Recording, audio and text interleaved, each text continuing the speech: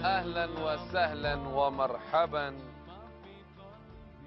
sahabat KSNS yang dimuliakan oleh Allah Subhanahu wa ta'ala.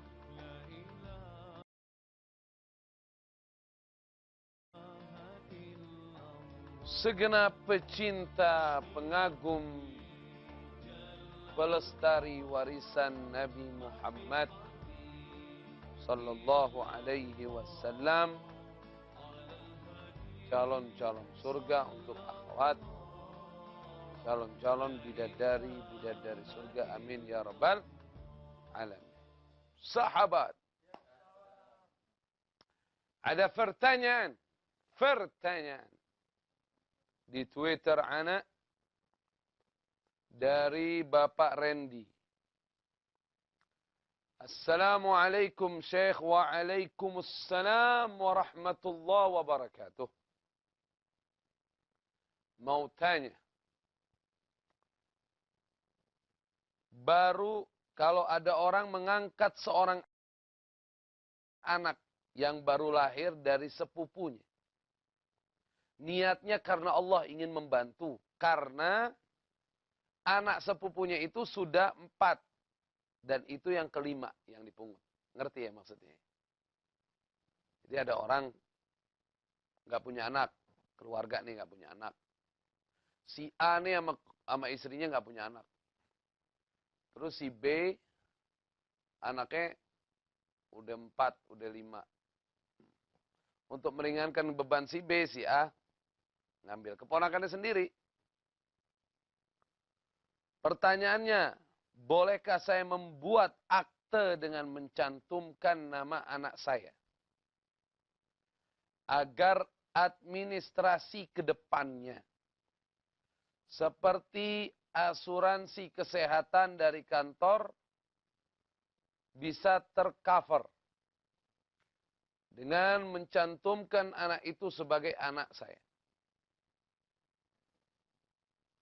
Karena kita belum mendapatkan anak.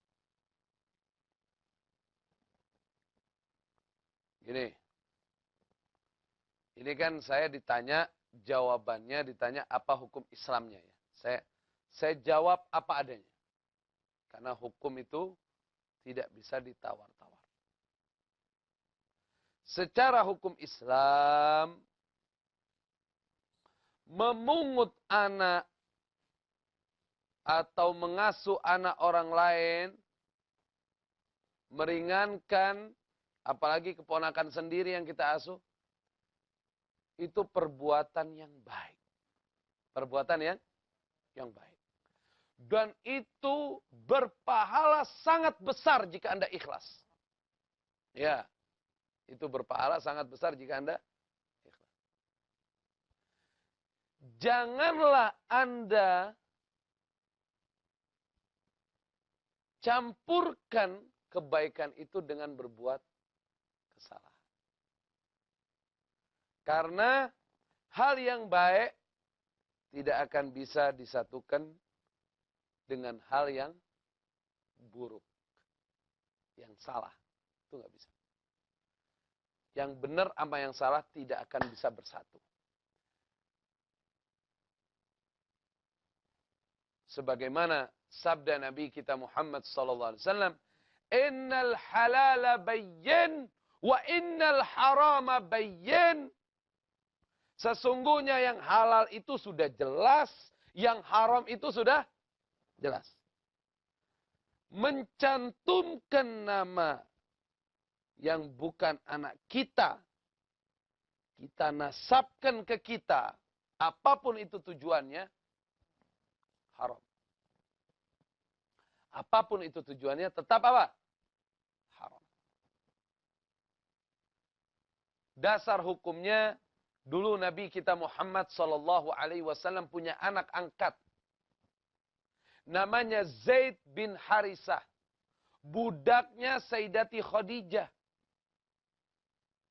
Begitu dihadiahkan kepada Rasul sallallahu alaihi wasallam, dimerdekakan oleh Nabi sallallahu alaihi wasallam, akhirnya An-Nabi sallallahu alaihi wasallam mengasuhnya seperti anak beliau sendiri. Dari saking cintanya Nabi sallallahu alaihi wasallam kepada Zaid bin Harisah, akhirnya Nabi sallallahu alaihi wasallam menganggap beliau sebagai anaknya dengan menasabkan kepada namanya,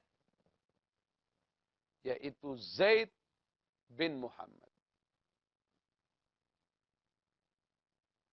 Zaid bin Muhammad. Hingga turun ayat dari Allah Subhanahu wa taala untuk Nabi Muhammad sallallahu alaihi wasallam mengembalikan nasab Zaid dengan Harisah, bukan kepada beliau. Sebagaimana firman Allah Azza wa Jalla dalam surat Al-Ahzab ayat 40, "Maka Muhammadun aba ahadim min rijalikum walakin Rasulullah wa khataman nabiyyin wa kana Allah bikulli syai'in alima." Dan tidaklah Nabi Muhammad sallallahu alaihi wasallam ayah seseorang di antara kalian, walakin Rasulullah, kan tetapi beliau itu seorang utusan Allah, penutup kenabian, dan Allah Maha mengetahui segala sesuatu.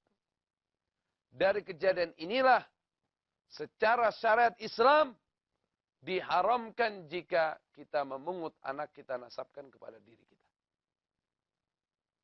Kita nasabkan kepada diri kita.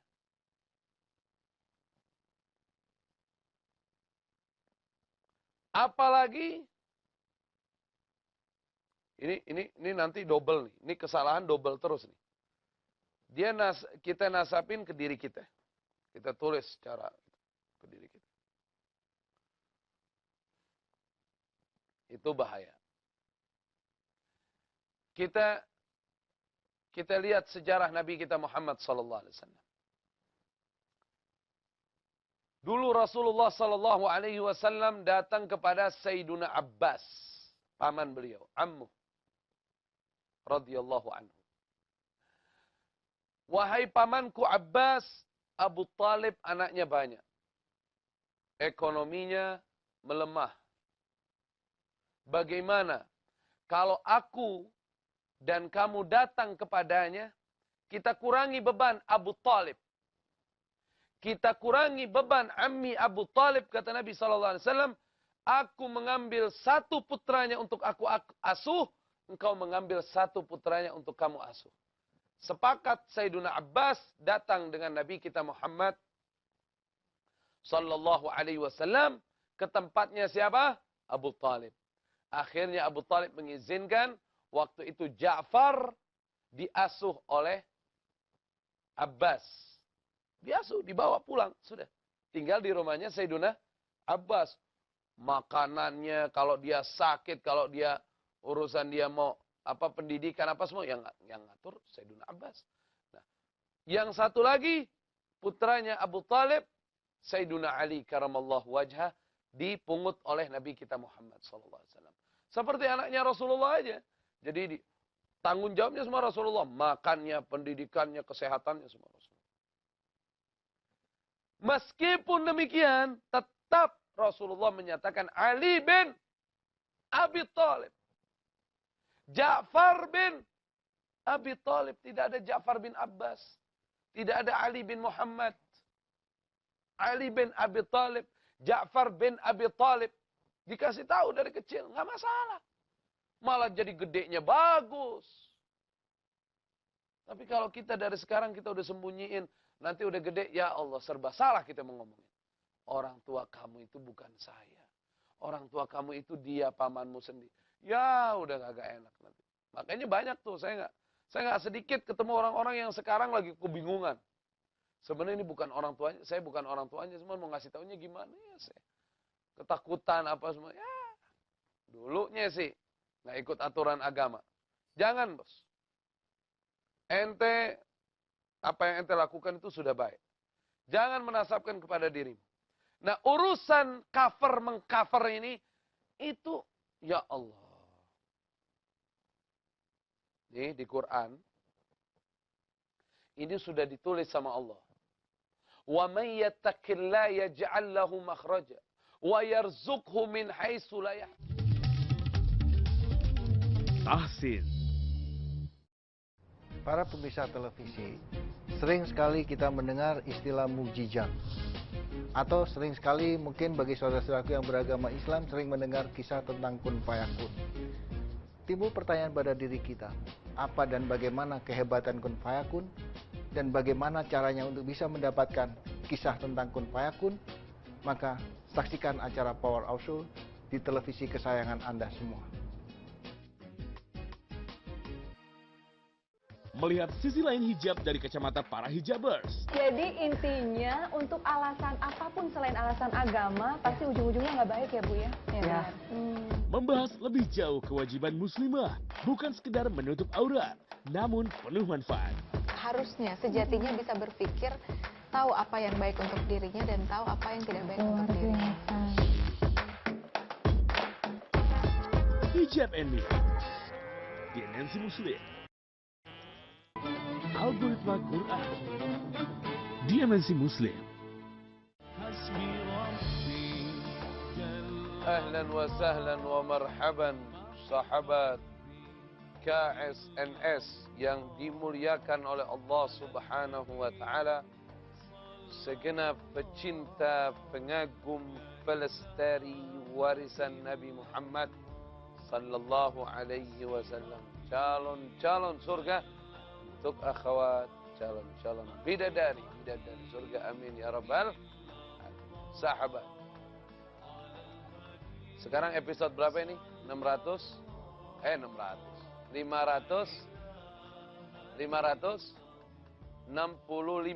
Ya, 565. Ya, nah. Allahu khairun hafizan wa huwa arhamur rahim. Jadi nerusin yang tadi sahabat sedikit. Saya tertarik dengan pertanyaan tadi. Ini bahayanya dosanya terus bertambah. Maaf ya. Nanti begitu anak itu menikah, secara tulisan KUA, sesuai dengan akte kelahirannya, maka anak itu akan ditulis nama dia bin yang bukan ayahnya.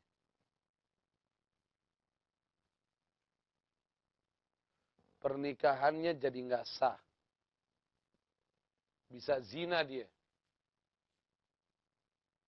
Kan binnya bukan bin ayahnya. Kalau pernikahannya zina, yang dulu tuh ngerubah nama nanggung lagi dosanya.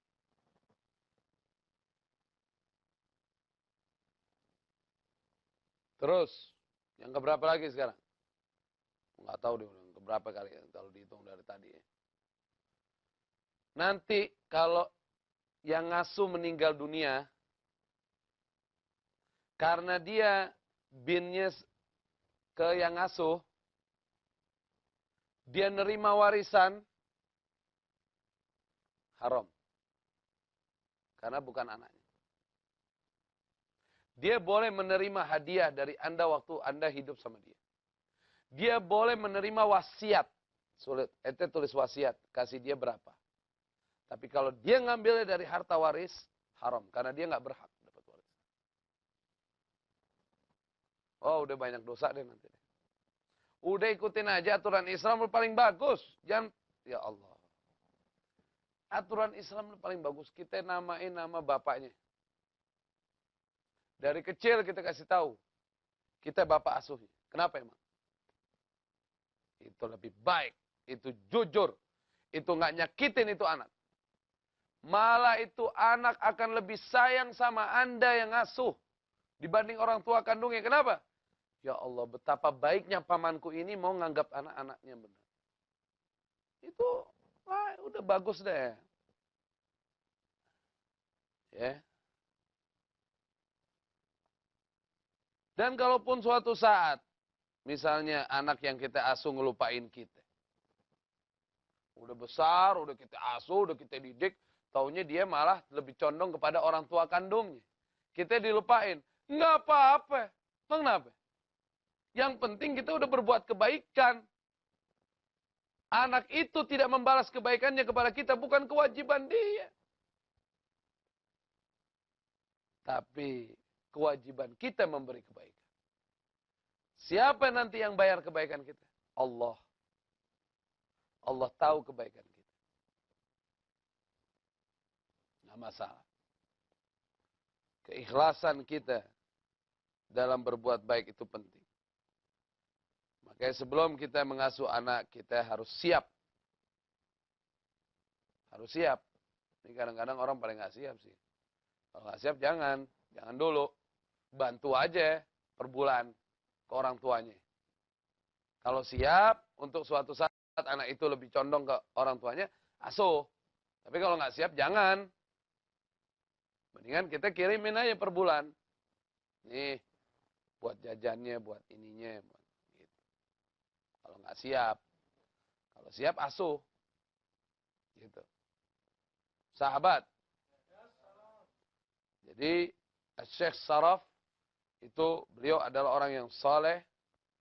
Beliau orang yang bertakwa kepada Allah Subhanahu wa taala, sehingga dari kesalihan dan ketakwaannya ini mengajak putranya untuk saleh dan takwa. Menurut Al-Imamul Ghazali, da'watul hal afsah min da'watil maqal. Dakwah dengan perbuatan itu lebih mengena dibanding dakwah dengan perkataan. Jadi beliaunya saleh. Beliaunya bertakwa kepada Allah Subhanahu wa taala. Dari takwanya kepada Allah, beliau itu jalani perintah-perintah Allah, jauhi larangan-larangan Allah. Sehingga rizki yang beliau bawa ke dalam rumahnya untuk menyuapi Imam Nawawi, makanannya, minumnya, itu rizki yang halal. Rizki yang halal. Yaqulu Nabi sallallahu alaihi wasallam, ittaqil maharim takun a'badan nas. Jauhkan hal-hal yang haram, kamu jadi ahli ibadah. Tapi saya ada sedikit kisah tentang zaman Rasul sallallahu alaihi wasallam, masalah rizki halal dan rizki yang haram berbahaya untuk anak keturunan kita. Tapi karena waktunya tidak memungkinkan, insya Allah kita lanjut ya di episode 566, insya Allah. Barakallahu fina wa fikum. Doakan saya, doakan KSNS. Kita semua insya Allah dijaga oleh Allah. Fallahu khairun hafizan wa huwa arhamur rahimin. Bismillahirrahmanirrahim. Alhamdulillahi rabbil alamin. Rabbana ighfir lana wa liwalidina wa auladina wa masyayikhina wa ikhwanina fid din wa ashabina wa liman ahabbana fika wa liman ahsana ilayna wa lidhawil huquqi alayna wa lil mu'minina wal mu'minat wal muslimina wal muslimat ya rabbal alamin. Allahumma aghdina bil ilm wa zayyina bil hilm wa akrimna bit taqwa wa jammilna bil afiyah was salamah برحمتك يا أرحم الراحمين. وصلى الله على سيدنا محمد وعلى آله وصحبه وسلم والحمد لله رب العالمين. والله الموفق إلى أقوام الطريق. Semoga Allah senantiasa memberikan taufik hidayahnya, kita bisa istiqamah di jalannya. Wa akhukum fillah Fikri Tariq. Saudaramu yang membutuhkan doa namanya Fikri Tariq. Wa nastaudiukumullah, dan kami selalu menitipkan Anda semua kepada Allah. Semoga Allah menjaga kalian. Wassalamualaikum warahmatullahi wabarakatuh.